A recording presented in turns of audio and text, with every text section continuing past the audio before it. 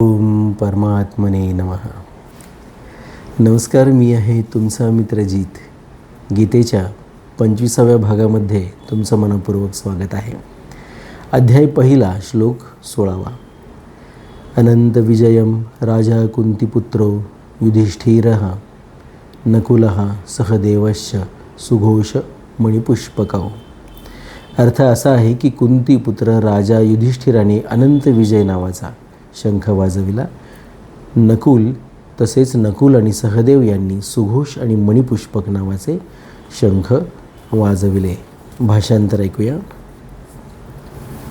कुंतीपुत्र राजा युधिष्ठिराने अनंत विजय, नकुलाने सुघोष तर सहदेवाने मणिपुष्पक नावाचे शंख वाजविले.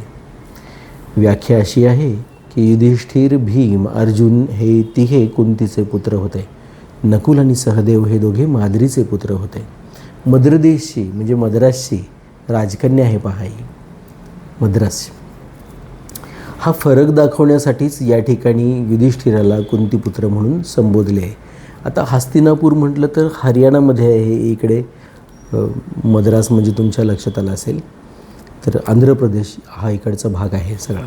तमिळनाडू हा भाग आहे. तर आपल्याला लक्षात येत असेल की अशा पद्धतीने इतक्या लांब लांब विवाहसंबंध करावेत, अशा प्रकारची वाहनं आणि रस्तेसुद्धा त्यावेळेला उपलब्ध असले पाहिजेत. इथे ते सांगतात की कुंतीपुत्र म्हणजे कुंतीशी असलेलं संबंधच दर्शवण्यासाठी लक्षात घ्या. या ठिकाणी धृतराष्ट्राला संजय युधिष्ठिर हा जो कुंतीचा पुत्र आहे त्यांनी पांडूचा पुत्र म्हणत नाही, हे लक्षात घेतलं पाहिजे. त्यांनी अनंत विजय नावाचा शंख फुंकला जोराने. आणि इथे युधिष्ठिराला सुद्धा राजा म्हटलेलं आहे पहा. या ठिकाणी नकुल आणि सहदेवांनी आपापले सुघोष आणि मणिपुष्पक नावाचे शंख वाजवलेले आहेत. सहजपणाने त्यांच्या शंखाच्या नावावरूनच, अनंत विजय नावावरून लक्षात येतं की भावांच्या प्रभावाने राजा युधिष्ठिर जो आहे किंवा सम्राट युधिष्ठिर जो आहे, राजसीय यज्ञ असू दे किंवा हे महाभारताचं युद्ध असू दे, कोणत्याच युद्धामध्ये तो पराजित झालेला नाही आणि त्याच्या विजयाची शृंखला थांबतच नाही. म्हणून त्याच्या शंखाचं नावसुद्धा अनंत विजय आहे पहा. आणि सुघोष आणि मणिपुष्पक हे जे आहेत हे त्यांचा सहज सात्विक भाव दर्शवणारे हे शंख आहेत पहा. या पद्धतीने पांडवांचे गुणसुद्धा त्यांच्या त्या शंखांच्या नावावरून स्पष्ट होत आहेत. हे अशा पद्धतीने इथे सगळे हे शंखांची नावं आणि त्याचे मालक इथे आपल्याला समजून येतात. युधिष्ठिर, भीम आणि अर्जुन हे तिघे कुंतीचे पुत्र होते आणि नकुल आणि सहदेव हे दोघे माद्रीचे पुत्र होते. हा फरक दर्शवण्यासाठीच या ठिकाणी युधिष्ठिरला कुंतीपुत्र म्हणून संबोधले आहे. युधिष्ठिराला राजा म्हणण्याचे तात्पर्य असे आहे की वनवासात जाण्यापूर्वी युधिष्ठिर अर्ध्या राज्याचे म्हणजे इंद्रप्रस्थाचे राज्य होते आणि नियमानुसार 12 वर्ष वनवास आणि 1 वर्ष अज्ञातवास भोगल्यानंतर ते राजे व्हावयास पाहिजे होते. राजे विशेषण देऊन भविष्यकाळात युधिष्ठिर संपूर्ण पृथ्वीचे राजे होणार आहेत असा संकेतही संजय करू इच्छितात. पहा, युधिष्ठिर इथे राजा म्हणूनच युद्धाला उभा आहे आणि राजा म्हणूनच तो आपला अधिकार युद्ध करून प्राप्त करू पाहतो आहे.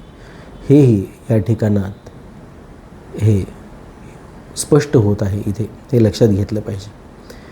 ह्या श्लोकांचा जो म्हणजे अर्थ आहे तो बघत असताना, याचं चिंतन करत असताना तुम्हाला सातत्याने यातली आध्यात्मिकता जाणवत असेल की जेव्हा जेव्हा तुम्हाला सतत विजयी होण्याची ज्यावेळेला सवय लागत असते तेव्हा तुम्ही धर्माच्या वाटेवर युधिष्ठिरासारखे चालत असता, हे निश्चित आहे. त्याच जोडीला तो कुंतीचा पुत्र म्हणून त्या राजाला वर्णन केलेलं आहे पहा. तो तिच्या आज्ञेने इथे उभा आहे हेही या ठिकाणी आपल्याला दिसते. त्याची साधना आहे युधिष्ठिराची. तो कोणत्याही परिस्थितीमध्ये संन्यासी आणि साधक पहिल्यांदा आहे, धर्मराज पहिल्यांदा आहे. परंतु त्याचं नाव युधिष्ठिर म्हणजे जो युद्धामध्ये स्थिर राहतो, युधी तिष्ठती असा आहे. तो युद्धामध्ये स्थिर राहणारा असा शूरवीरसुद्धा आहे, तोही जिवंत राहिलेला आहे पहा या संपूर्ण युद्धामध्ये. नकुल आणि सहदेव सगळ्यात लहान आहे. नकुलाच्या या शंखाचं नाव जे आहे ते सुघोष आहे. त्याची वाणीच तशी आहे नकुलाची. आणि सगळ्यात सुंदर दिसणारा असा सहदेव हा या सगळ्यामध्ये पहा. त्याचं मणिपुष्पक नावाचा हा जो शंख आहे त्याची सात्विकता दर्शवणारा आहे. या सगळ्या पांडवांनी आपल्या सर्व भावना ह्या भगवंताच्या चरणी वाहिलेल्या आहेत पहा. पाचीच्या पाची त्यांची सगळ्यांचीच नावं इथे आलेली आहेत.